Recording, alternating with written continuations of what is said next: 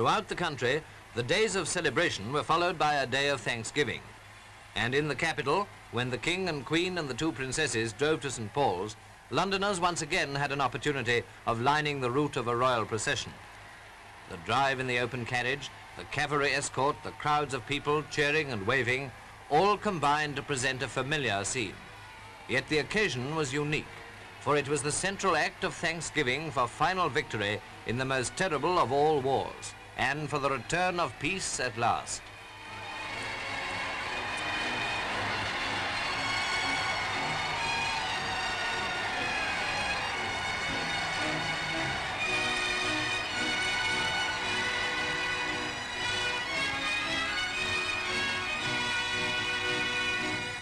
On the steps of the cathedral, their Majesties were received by the Lord Mayor.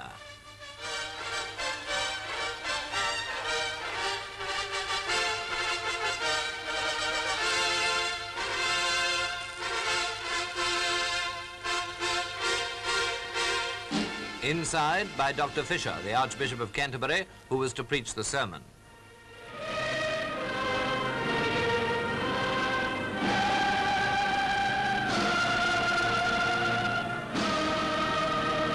This service, like all the others held throughout the realm, underlined the two great thoughts of that day: thanks for deliverance from our enemies in the east and the west, and the memory of those who, by their sacrifice, made that deliverance possible.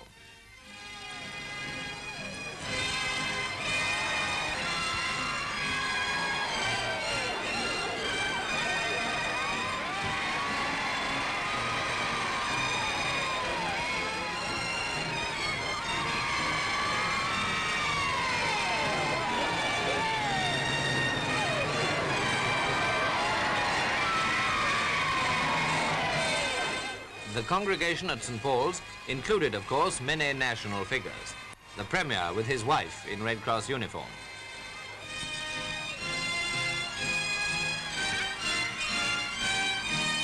Mr. and Mrs. Churchill, who were loudly cheered as they left the cathedral.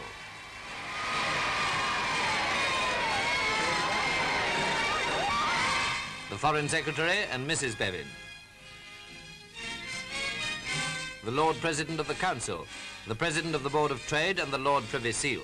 And in addition to members of the government, the service had been attended by ambassadors and many distinguished visitors to this country. In the ruins of the Guards Chapel, another Thanksgiving service was held. It was here that a flying bomb had struck during a Sunday morning service in June of last year. The chapel had been almost totally destroyed, many lives were lost.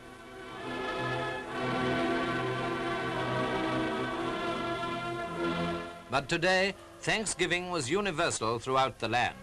The service at this country church in Norfolk is just one more example of a peace-loving people giving thanks for the return of peace.